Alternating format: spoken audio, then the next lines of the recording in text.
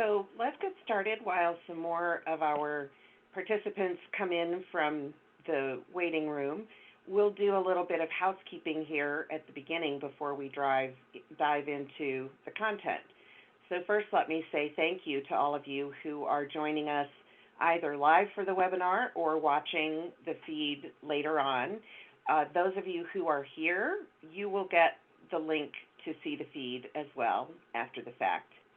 We're excited to have a literally global audience with us today. We have participants calling in or dialing in from Canada, the US, and Australia. So welcome to all of you who are watching this from Australia at some really inappropriately early time. I hope you're using the link and not waking up long before dawn to hear what we'll be talking about today. We also have every sector you can think of represented, and we have organizations ranging from very small to very large. So we want to just frame the concept of a mega gift in such a way that you can translate what you hear in our conversation to your world. So if one of us were to give an example of a $100 million gift, if that amount doesn't resonate with where your program is, just take off some of the zeros and translate those ideas into how you would work with a $10 million gift or a $1 million gift, whatever is mega for your organizations and your donors. We have left most of the session for questions to address directly from those of you participating live. So you can start posting questions as early in the process as you'd like. And once we've gone through a couple of primary topics, I'll start to pose your questions to the panelists. The way you get your question to us is to type it into the Q&A box that you should be able to see on your screen. So I'm Penelope Hunt with Marts&Lundy, and I'll be the moderator of today's panel. And we'd like to start by introducing our panelists. So we'll go in alphabetical order, and I'll ask Noelle to kick us off by telling us a little bit about herself. Thank you, Penelope, and welcome everybody. It's wonderful to have this large group joining us today. I'm Noelle Appel, and I'm the Senior Vice President for Development at Greenwich Hospital and serving in an interim role for Lawrence and Memorial Hospital and Westerly Hospital. We are part of the Yale New Haven Health System, and there are 5 hospitals in the system. I have a about 25-year history in the field of philanthropy, predominantly in higher education, but have been really joyful to be able to have spent the last 6 years in healthcare. So thank you for having me. Emily?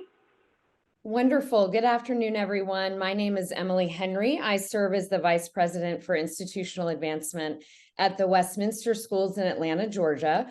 We are a K-12 institution serving 1,880 students. And I have been here for a little over 10 years, but in the field for over 20. I've worked in both the environmental and the social service space, but have spent the majority of my career in independent schools.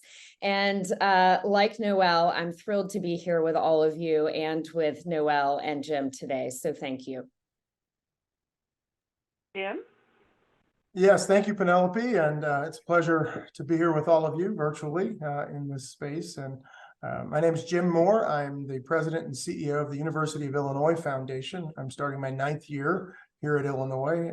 I've spent about 30 years in the not-for-profit sector, all in higher education at public and private institutions. And the last 20, I've served as the foundation president and CEO of a university-related organization supporting public institutions. Illinois is a system of 3 institutions, 2 large research universities, a small liberal arts regional university, and a large academic medical center in the city of Chicago.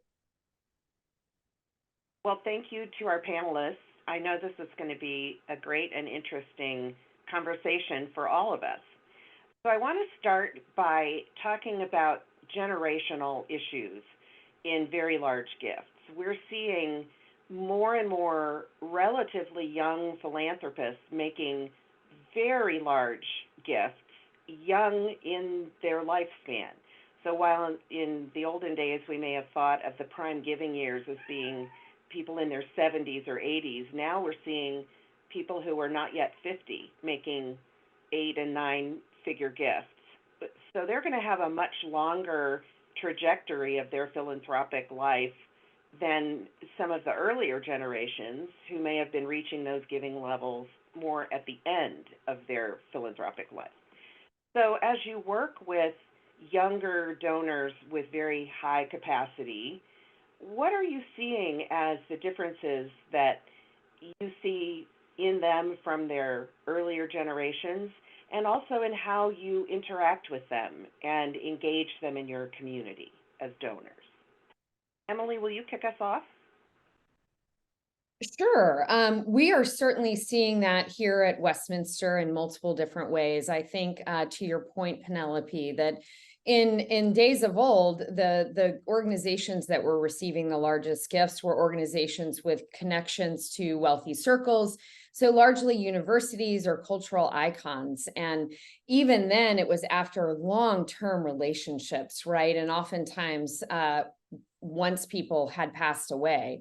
And what we're seeing now is a younger generation giving during their lifetime. They're giving to organizations where they have no prior relationship, and they're giving to causes that are aligned with the values of the younger generation. And so I think that, in so many ways, we are having to get much better at demonstrating impact and doing that through, metrics. I think it's critically important that we're able to demonstrate operational excellence. I think people, especially young people, are wanting to give to organizations where they know it is well run and that their resources will be used very effectively. And then last but not least, one of the things that we are seeing is that younger people are also very interested in supporting organizations who can very effectively demonstrate their commitment to diversity, equity, and inclusion initiatives. Great, thank you. Jim? Yeah, I'll just maybe tag on Emily a little bit there. I think she's spot on in that there's a higher level of expectancy on institutions being held accountable. And we've seen that. That's not brand new. That's been happening, I think, for the last several decades. That the greatest generation that once just entrusted their life's treasures to alma mater. We've seen a shift from that over many years, but I think it's being heightened. But related to this question, I find it particularly interesting when you think about the Family Foundation and donor advised fund communities, where you have particularly family foundations where maybe the elders in the family established the foundation, and they had a set of priorities, things that were important to them that would be funded through their foundations and their DAFs. And then, the next generation comes along, and I've had conversations with the next generation donors, and the young folks will say, hey, that was mom and dad's thing. That's not my thing. And so, you need to be prepared to understand that just because you had a longstanding relationship with a family or even a donor that had been historically invested in something that they showed a lot of passion for, you can't take for granted that they're going to continue to stay in that space, or that the next generation will likewise support those things. So, maybe the last thing I'll say about this one, I think it's interesting, is the younger donors are not always in plain sight. They tend to, many of them have made their wealth or grew their wealth through private companies, and that's not always as transparent. And so you need to pay attention perhaps to what other things your donors or your alumni might be investing in that perhaps aren't at your institution, because that can sometimes give you some signals. Noelle, I'm sorry. That's okay. So I want to pick up on what my colleagues have said, and a little bit, especially on something Jim said, and come at it from a slightly different angle.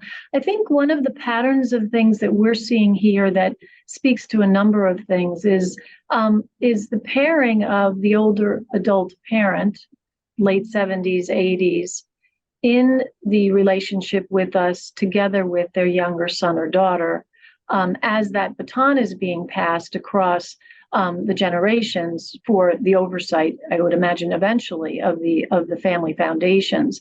And what's striking to me about what we're seeing repeatedly is that we find ourselves in the middle of that moment. Often the older family member has had a long-term relationship with the hospital and has given in a certain way and thought about that in a certain way. And now at the table is this younger person. And the officers, the people in our positions who are doing the fundraising, are actually navigating amongst and between where they're coming from and what they're doing as they're evolving in that philanthropy. So I found it to be really very interesting and actually requiring of a different skill set for the officers to be able to work with both. And I think the very exciting thing is the outcomes of this when they're successful, because if you've navigated that set of relationships forward, yielded a wonderful gift out of it, I think you've also helped them. And to the question of the long term, I think when you've been able to do that in a relationship with a donor, and in this case, more than one in a situation, they remember it. And I think that then that builds out that history of that relationship longer term with the organization. Well, and Penelope, if okay, I'd love to just add one piece that I realized I didn't really address, and that's around stewardship. I do think that younger donors are wanting to make big gifts and see impact while they're living. And so the onus is upon us to think very creatively about how we steward and involve those donors in our organizations and in the various ways in which they're supporting us, I think more effectively and more actively than we may have in the past. And so we're certainly seeing greater levels of investment in stewardship departments and donor relations departments. And I do think that the skill sets required for those individuals is shifting as well. It used to be that there was a time if you had a really strong writer who could talk about impact in terms of endowment and different things, that really was enough. But now we have people who are curating very unique and personalized experiences for donors, working across the campus, in terms of partnering with various faculty members, students, et cetera, in order to really bring to life the ways in which those gifts are making a profound difference. So to expand this conversation to the world of philanthropy at large, what you were just referencing, Emily, these intensive, strategic, very personalized donor relations or stewardship activities, I'm sure that most of us development officers at some point in our career have had a donor share with us something from another institution and say, why can't you do it this way? Look how pretty. Donors have multiple relationships across multiple institutions, and they pay attention to the bigger world of philanthropy, as of course do we in our organizations. I'd like to talk about how, as we see more and more mega gifts, we have more and more 8-figure or 9-figure gifts hitting the press. How is that affecting the overall world of philanthropy? And in particular, how does it change things for the organizations that receive these gifts and for those who are not receiving this level of gift? So Jim, will you give us a few of your thoughts about this? Yeah. I think I guess the first thing I'll say is it's a good thing.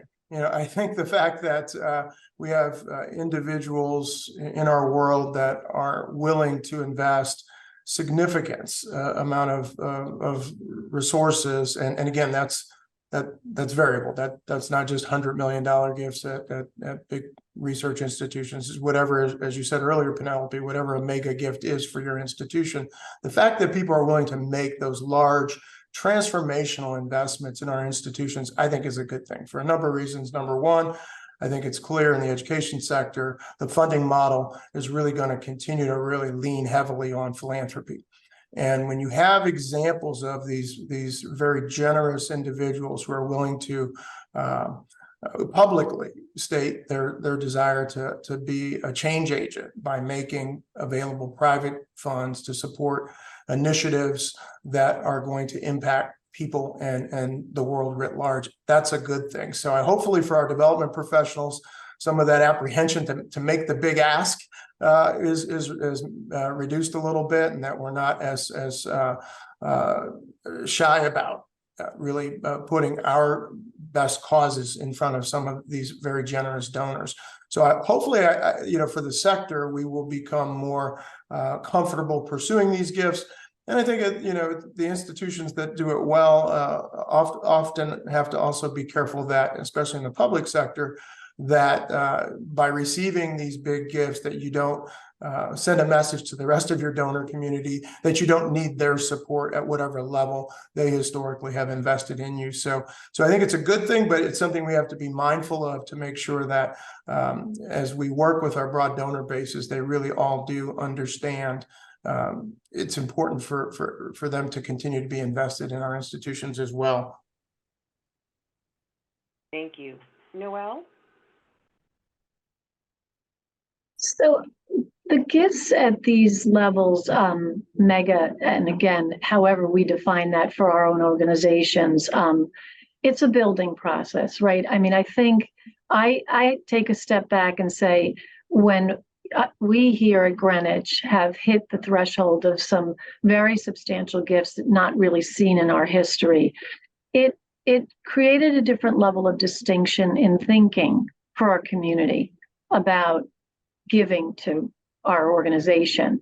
And I think it sent a message. Well, first and foremost, I think we wouldn't have landed them if we hadn't come across with a very clear strategic vision for the future that was quite compelling and meaningful to them, to their families, and to the community. So getting all of that right, obviously, is a big factor in the process. Then winning these types of gifts and being able to steward them, back to the stewardship point, and actually deliver on them is of critical importance. And I do believe, and I think we have seen it.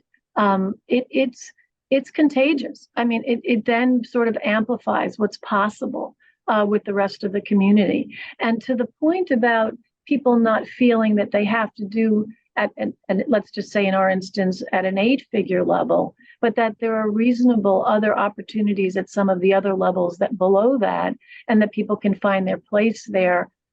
It's really an opportunity for us to work in that space and to build those opportunities for folks that really want to participate in a big moment for the organization. And I would just comment, Penelope, on the other side of your question, which was for those that do not and may not yet. I like to look at it that way. I think there's a lot to be learned as to what it takes, even to get your first $5 million gift. And then once you've kind of learned that from another organization, to begin to try to model after that. Because I believe the gifts are out there for the organizations. It's just a question of how ready are we for them. Emily? Yeah, I agree with Jim. I think overall that this is a good thing, and that a lot of change can be driven by these mega and ultra mega gifts. I do, though, also want to say that if you look at giving as a percentage of the GDP, it really has not shifted much in the last several years, and yet we're seeing these very large gifts. And so if you dig into that data, it does suggest that the middle class is a little disempowered and disengaged from philanthropy. And you even hear kind of this crowding out effect, even from the upper middle class, where they say, wow, you just received this, $40 million gift. What good is even my $250,000 gift? And I'm sure we've all had that question, thrown at us. And I think in those instances, whether you're receiving mega gifts or you're not, making sure that you're identifying within your community who really resonates with your mission and helping them understand that it's a community of support that fuels possibility. And of course, it's gifts at all levels, and that levels of sacrifice for one person may not be what they are for another, and that's meaningful. And so helping them see also the impact of their support, no matter what level. they're participating, I think remains our opportunity in this space where we are capable of seeking and securing mega gifts, but also still building our donor base, because you never know when someone who may not be there now may be there someday. And so to ignore them now, I think is not smart on our part. And so, how do we pay close attention to everyone and make them all feel great about what they're doing for our institutions? I think one of the main things we learned from Mackenzie Scott's early giving before she had a formal application process was that you never know who's paying attention to you. You never know who's watching, because every organization that has gotten one of those surprise gifts has had no idea who was on the other end of that phone line when the first call came. So living up to your own high expectations and your donors' high expectations may be making an impression on people you don't even know are watching. Mm-hmm. And I'll add to what Noelle said, that starts from within. If your organization doesn't believe it's worthy of these major investments and of the faith that donors are putting in your organization by giving you these big investments, then the donors have no reason to have that confidence in you as well. And that's a real maturation step that especially smaller organizations growing into themselves as philanthropic destinations have to remember. Think, it's like that saying, dress for the job you want. Think of yourself as who you know your organization can be, and that's very contagious. So Penelope, I might just tag on to that a little bit, because I think oftentimes as we structure our development programs and we start thinking about how do we position the organization or the institution for one of these big gifts, we think about it from a fundraiser's perspective. But as I heard you talk, it reminded me of something I challenged our team with at the outset of our most recent campaigns, and that was, as we go through this next several years of talking about the impact that the university has on the world, obviously we want donors to be moved and compelled and to invest philanthropically. But I said, if we don't at the end of this period of time capture more mind share, have more people thinking about the University of Illinois broadly, we will have failed. And so as you think about philanthropy, you've got to also not, don't shy away from the word, at least in our sector, that was a bad word, the M word, marketing and branding and positioning, but really being strategic about how you manage your message, because it's not always going to be through a development appeal or something that comes out of your fundraising shop that's going to motivate or move a donor to be connected with you. So to the degree that you can get your organization aligned around really master brand management, positioning strategies that really speak to a broad audience about what you do and the impact you have on the world, the more successful you're going to be at mega gift philanthropy, as well as just broadly engaging more people. Thank you. So as these gifts get larger and larger, the way they're made gets more and more complex. It's common now to see a very large gift that has 3 or 4 or 5 different income streams funding it, and the timing and structure of the gifts get more and more intricate as the value grows larger and larger. So we'd like to talk a little bit about what that means for the institutions that are receiving these gifts. How do you interact with donors as they're working out their financial plans? And how do you make sure that your development officers know how to operate in that arena as well? Noelle?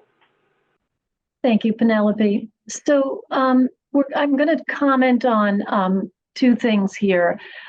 First and foremost, one very significant gift that we raised here, and the fact that it was coming through a donor advised fund. And that may seem quite simple on some levels, because so many of us now have been dealing with that. But for a gift of the scale that it was $25 million.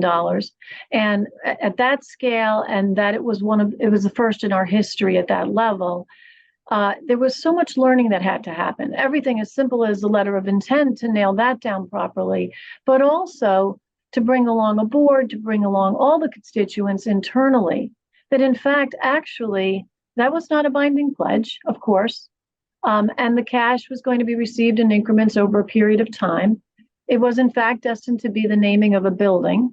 So there were a lot of factors that had to be considered and understood, interpreted, and appreciated by all involved as we were working with the donor who wanted the visibility soon. And we needed that visibility soon because we already mentioned the gifts at these levels tend to inspire more giving at all levels. So that's just an interesting point about the sheer fact of a donor advised fund and what we encountered. But taking that, just fast forwarding it just as a little case study for everyone, we actually within less than 24 months raised $51 million for a new cancer center. And that was just one component of a comprehensive campaign.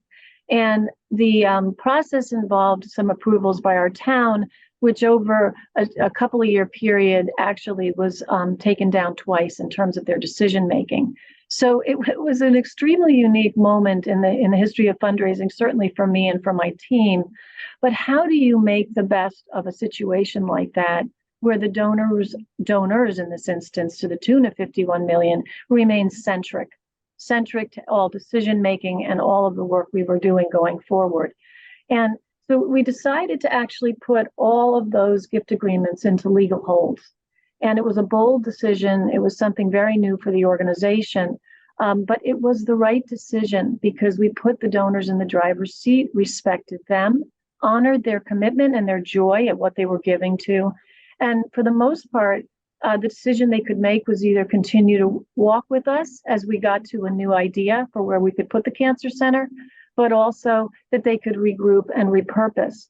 But they were making the decision. And I think these were the kind of thing that unexpected, and especially at these levels, but certainly a very important learning and takeaway in the process. And the nice ending to this is that most of these people have really remained alongside of us in a very positive way. Great. Emily? I couldn't agree more with Noelle, and we've certainly run into some things that we hadn't previously, and so we're learning along the way. One of the things that we're seeing is we're working more frequently with philanthropic advisors with some of our largest donors. So you've got a little bit of a third party involved, and have found that cultivating them, educating them, not dissimilar from the way in which we do our donors, is critically important because they are important partners in that decision making, and of course have great insight into these donors' financial situations, and so have also been partners to us, frankly, in terms of helping us guide our thinking around the best way to structure certain gifts. So, new people kind of are coming into this landscape that can be very helpful to you, or likewise can also be a challenge. So I think it's just really important to keep that in mind. I am sure that everyone watching has a gift acceptance committee, but I think having really clear guidelines around exactly what those people will do, how you engage them, when you engage them, is also critically important, because sometimes the complexity of these gifts in terms of the way in which they are structured may mean that occasionally, unfortunately, you have to say, I bless you for all of the great things you're going to do in the world, but it may not be possible here. And at the end of the day, if we can't make sure that the gift that's being given, that we won't be able to steward it effectively, or it's not doing the work that the donor wants to, I think in those moments we have to have the courage to say no, gracefully, of course. Jim? That last statement's worth repeating. Just be careful taking something because it's got lots of commas and zeros in it. They have big splashes on the front page of the newspaper when they're successful, but boy, they are equally as audible and impactful on the downside if they're not right for your institution. So thanks for that, Emily. I guess in general, I'd say, as you think about the complexity of giving today and the multiple vehicles that people use, I'd say our organizations just simply need to be more entrepreneurial. We need to be more thoughtful up front. We need to really make sure that we're really developing business plans for these partnerships as much as anything, and the fundraising plan should be part of that. And we have these conversations all the time internally, whether we're talking about pretty significant investments that might span across all three of our institutions or a couple of our major units in our academic medical center. Really, how does the project really fit within the financial structures of our organization, to make sure that when we sit down with those donors, they understand that we're vested, we're going to be an honest broker with them, tell them all of those things that Emily just mentioned, whether it's going to work for us or not. If there are hurdles, how do we get over them together? I think this is something that also should open us to thinking beyond just our own institutions, but maybe beyond our borders. There are a lot of big global initiatives right now. So for our friends in Australia and other parts of the world, that our institutions coming together can probably address more effectively than maybe any one of our institution on our own bottom. And so when you think about that, now you've got foreign currencies, you've got maybe research grants funded by federal agencies and indirect cost recovery, you've got philanthropic dollars. And again, in regards to some of those kinds of projects that might be fairly significant and complex, they could take time as well to really execute on. And something in our sector that troubles me is the declining tenure of our presidents and leaders.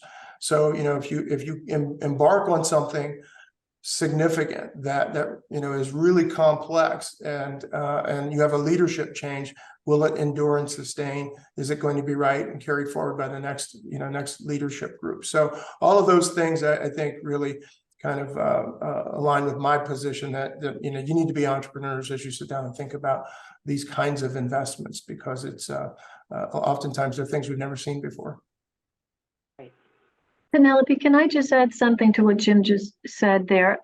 Yes, I think the necessity of really having the development of what the initiatives are and exactly how they're going to play out, and with all their intricacies, very thought through and very supported, and in many ways often somewhat supported financially and not just relying on the philanthropy, is so critical before you're in front of the donors, really at any level with gifts. I've just come to believe that it's the work of the organization that has to almost be first.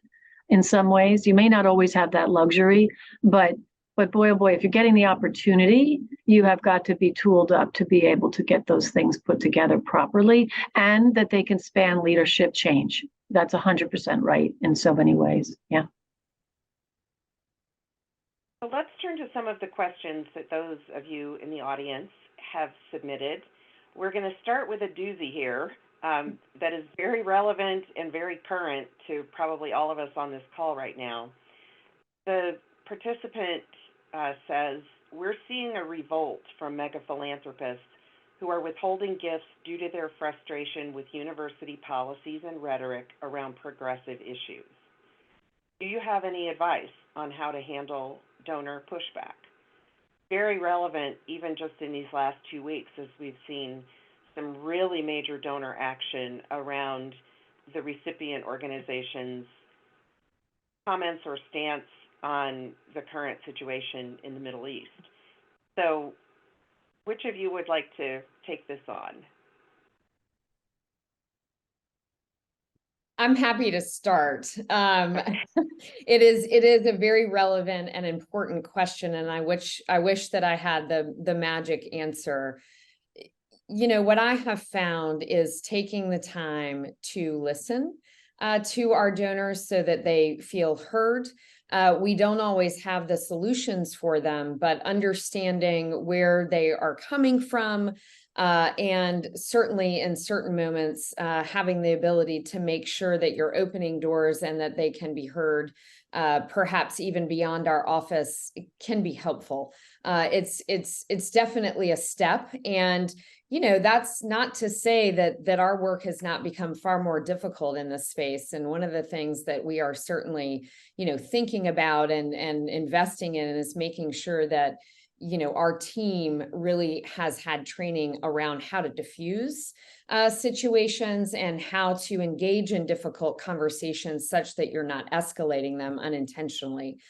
So I'm not sure that really answers the question. This is really hard and oftentimes messy work that we find ourselves in. And I think it can be emotionally taxing. And so, also being sure that we're taking care of ourselves in whatever way we are able to do that, I think is really important, because these very difficult and sensitive issues are coming to our way on a much more regular basis than they used to. I'll take another stab at this. And Emily, thank you for that answer.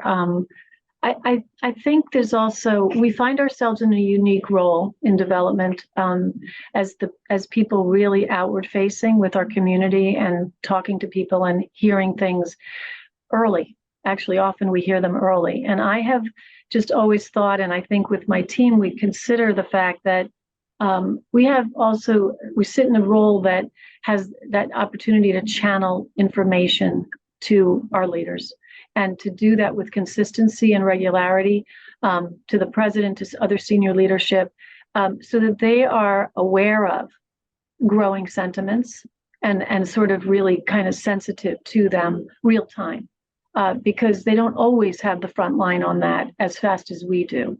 And it doesn't solve anything, but it certainly is different when people are aware, and at all levels, not just our frontline staff, but also our leaders who, it's all of our responsibility in many ways to be able to be responsive effectively, and to do that listening that you're talking about, Emily. I might just add one little twist on this, because I think what has been said really is what needs to be said by Emily and Noelle, and that's listen and understand, be willing to deliver news to leadership when you hear it, because I agree with you, Noelle. We often hear things before the university hears them. But I also really counsel our team to be mindful that we don't speak on behalf of the university. The university, in our case, will take a decision to respond or react or make a statement or not. And so whatever personal position Jim Moore has on any issue, it's not Jim Moore's prerogative to share that issue or position on that issue in any way that could be misconstrued as speaking for the institution. I think, Jim, that is such an important point. I also share with my team, in many ways, we are public servants, and what you may believe or feel is absolutely your right to do so, but we don't need to be commenting on our personal social media channels or anything of that nature either. And, just to add to this, I try to challenge myself to approach these conversations with curiosity versus judgment. And that's hard sometimes. But, seeking to understand versus seeking to judge, all of those different things, I think, come into play here. And I also try to remind myself that these people are coming to us and they are making demands and they are sharing opinions and all of those things, but they're doing it because they care. They care deeply about your institution. And I think keeping that top of mind can help all of us better and more effectively navigate these challenging conversations. Jim, let's return to leadership transitions for a moment. A question from the audience is, how do you ensure that your key donors' giving legacy is maintained throughout a leadership change? And I'm asking you this because I suspect in the time that you've been with the University of Illinois system, I think you've seen chancellor turnover or transition at all three campuses, and also, I think, a system leadership transition. So you've got to be the authority here on leadership change. I don't know about that, but yes, I'd say, unfortunately, in some respects, and actually been blessed with the opportunity to welcome new leadership. So we've seen a lot of transition at the top here at Illinois. As a system, you sort of expect that. I think one of the things we try to focus on here is how we steward these relationships, right? Many of these relationships of individuals who are most generous and invest most significantly in our institutions, they're longstanding anyway. They predate current leadership. They're likely to stay with us. They're sort of the 10% that's going to love us always, right? So they'll be there through thick and thin going forward. At least we hope. So I always like to tell our team it's important to really build some bench strength in these relationships. Presidents and chancellors are really important. I tell my presidents and chancellors this, and I apologize if I offend any presidents or chancellors on today's webinar, but our deans and the individuals who really are at that point where those gifts are actually being put to work and the donor gets to see them in action. It's those individuals that oftentimes can be most helpful to sustain that relationship through a leadership transition or change. So I think, again, building bench strength, making sure you've got a stewardship program in place to be able to appropriately not just say thank you, but illustrate the impact that those gifts are making will help with how leadership changes and when it changes and whether or not those folks stay engaged. Penelope, can I take that for just to add on to that? I think too, it's such a great moment when it's a great moment when there's a transition to a new leader, and there's a way of kind of looking at that can be really amplified for a community. But I like the reverse of this, and I think about it a lot. I'm working with a new president right now, and the responsibility of development to be sure that he understands the people that he's being put in front of with great depth, so that he can really traverse that landscape of initial meetings and engagements. It's a heavy lift, right? But I think every time it's done and it's done well, that is actually a very strong moment in the community for that president's experience with those people, and it goes a long way. Every time it has gone a very long way. So I think there's great opportunity with that. So we have a couple of questions around the topic of publicizing mega gifts. An audience member asked, is it a good idea to publicly announce these gifts and attract attention for them? And another has put that question in a slightly different light, which is they're running a $500 million campaign, and they've had 2 mega gifts during the early stages before the campaign has gone public, 100 and 150 million.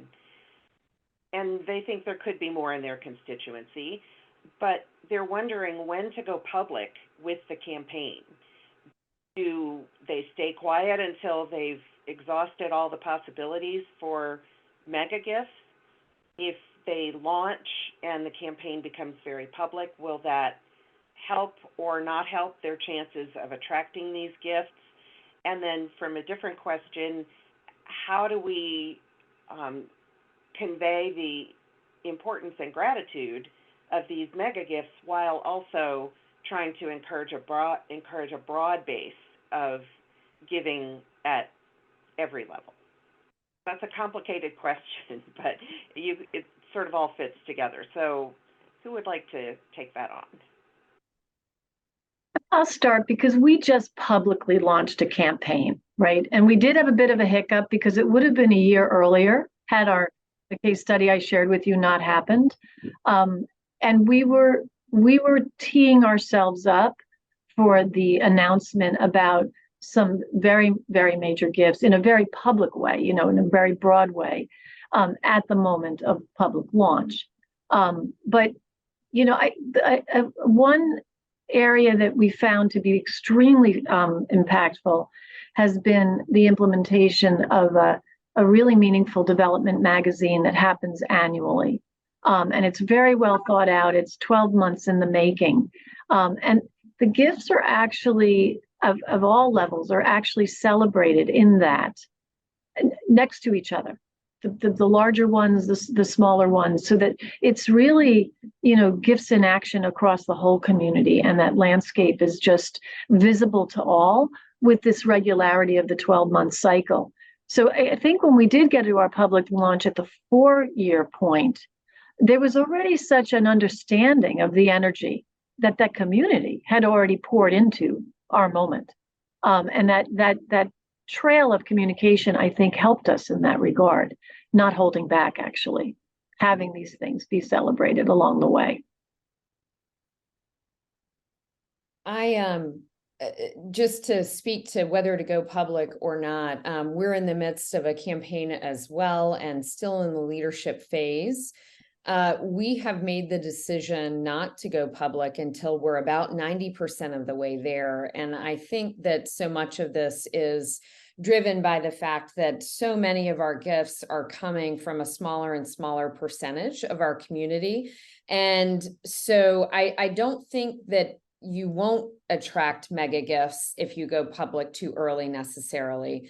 But I do think that, having the opportunity to bring these significant donors in to really, ensure that the foundation of your campaign is going to be successful is critically important, because once you go public, the odds of the amount of money that you're bringing in at that point tends not to be quite as high as it once was. There was a time where we all went public at 50%. And I think that is not necessarily the wisest choice in today's landscape. So that would be one thing that I would think about. In terms of publicizing the gifts, not dissimilar to Noel, we have kind of an insider campaign newsletter, and we have been able to publicize and recognize some of these very large, significant commitments alongside other leadership commitments that are not at the, mega gift level. And that's been really successful for us. But I think it's really important to work with the donor too, and, really understand what their goals and objectives are, and partner with them to ensure that you're able to create a communications plan that certainly meets their needs, because oftentimes they do want their gifts to leverage the generosity of others, but also, hopefully meets the needs of your organization or institution as well. Yeah, maybe being a little redundant here, but I think asking the question, when is important, and particularly when you're talking about announcing a big gift. But I actually think it's more about it's how and why you're going to announce the gift, right? So when you think about those questions, you do work with the donor to maybe think more strategically about how they want their gift presented in the marketplace. The why around the opportunities to lever maybe their gifts, but maybe even more specifically together. You can come up with a call to action. So it's not just that, hey, look what we just did or what we just gave and how much, the commas and zeros in the number might be. It's, hey, we've done this because, and now get on board with us, right? It can be a strategic call to action if you think about the how and the why. We have a number of questions about working with younger donors. Some of them conceptual or higher level, and others tactical. So I'll put a few out there, and whichever of you would like to comment on various components of it, dive in. So the big picture question is, of the younger donors who've made very significant gifts, in your experience, what is the proportion who have generational wealth, so they come from wealth, versus those who are self-made, who have earned their fortune themselves? And does whichever camp they're from change the way they think about their giving?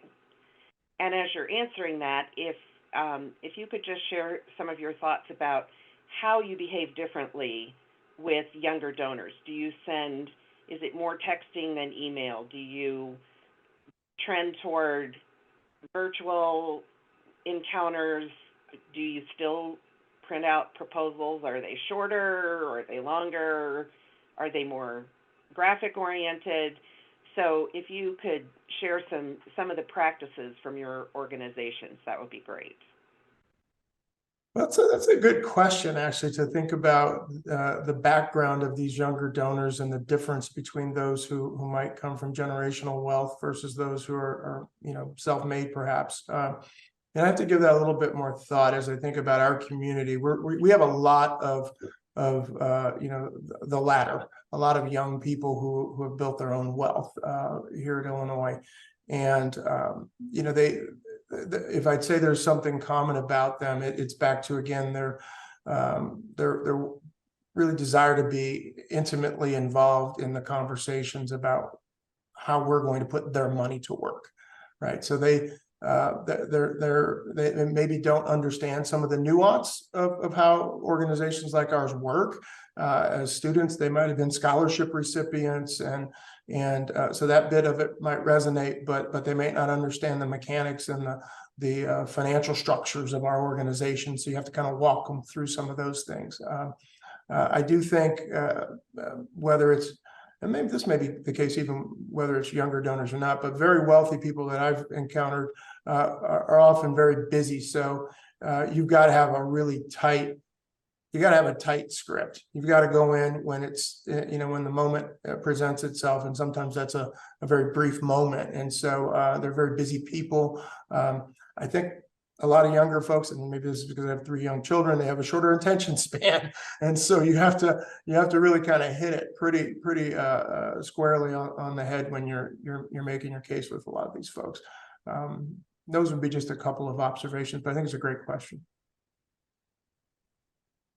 Yeah, I agree. I mean, I think we are all in a phase of still learning how best to approach and how to work with these donors. At Westminster, I think we have a mix of people that have generational wealth that are young, as well as a lot of people who have, been successful in their careers. One difference I would say I see is in those who have come from generational wealth. There is oftentimes a desire to do something different than their parents did, but also to honor that legacy. And so oftentimes they're splitting gifts between, the ways in which their family has historically supported the organization, as well as beginning to think differently about what they might do moving forward. I also find, to Jim's point, you have to have a very tight case and capture their attention in a world that has a great deal of noise. And, I think it's just really, really important to be transparent with them.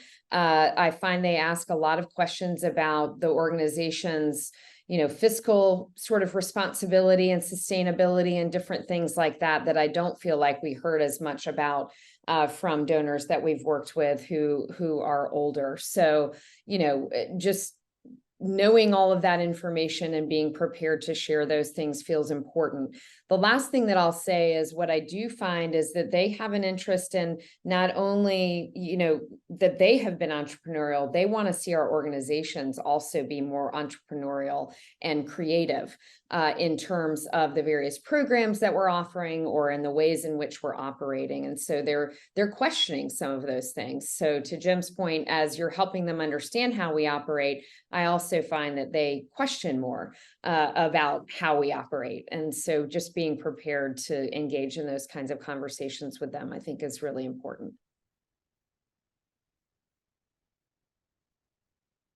I think those were very expansive answers and covered a great deal. I mean, I would say the one thing that, we have certainly experienced is they're pushing the envelope a little bit more and actually making us think about different ways of collaborating across our larger system.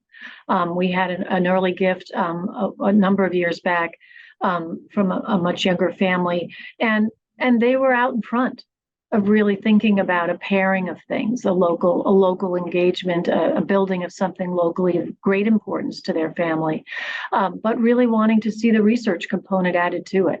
And it was their inquiry, it was their questioning that really took us to a new level of thinking about how to compose the gift. And to your point, brevity in that and clarity was really critically important. But that stretching that they invited us to do, I think, was a real lesson for us that we don't need to be waiting for them to ask that question. We could be starting there. We have time for one more question, so I want to continue this idea of the multiple generations. Can you, each of you, maybe just give us one example of a technique you've used to work with an older generation that has been very generous, bridging into the next or even the second next generation? Specifically, how do you communicate with them? Do you bring them together for particular activities? So if each of you could just give us an example to take away as our final thoughts. Penelope, I'll start if that's okay. I think I'm thinking about a family. They actually started the dialogue, and they brought to me a folder, and in the folder were pages from our magazine, and they literally pointed to a set of pages where there were gifts from many friends in the community. And they said, we know these people, we know these people, we know these people, et cetera. We want to be one of these people in the story of the hospital today, right? Because the younger daughter was in the picture, the mother and the father had given historically. And then they were looking at the legacy page and they were pointing to that to say, and we're also ready to be thinking about that legacy work. So it was a very interesting thing because they had laid out already a plan in many ways of what was inspiring them. And I took my cue from them. They were in partnership. Mother and daughter were in huge partnership together. And so I have worked with them and respected that collaboration. And whenever I'm working toward engaging them or bringing them in to see the president or anything along the path of further cultivation and ultimately closure of the gift, I'm bridging it. I'm bridging to them and the platform that they brought to me, which was the two of them really joined in arms to kind of do this work together. So as I said, taking the cue from them and really trying to work through that in every instance of invitations to events, meetings, etc. Yeah, I think, Noelle, you make a very important point. As part of just our process and qualification with donors, one of the questions that we ask is, who's important to be in the room? Who do you make your philanthropic decisions with? And I'm thinking of a family that I've worked with now for 10 years. And, that initial question is really what created a plan for how we would move forward. And they were very clear that they were interested in handing the baton off to their children and would like for them to be involved in their philanthropic decision making. And so they asked me to meet with their children to give an overview of philanthropy, which of course I was delighted to do.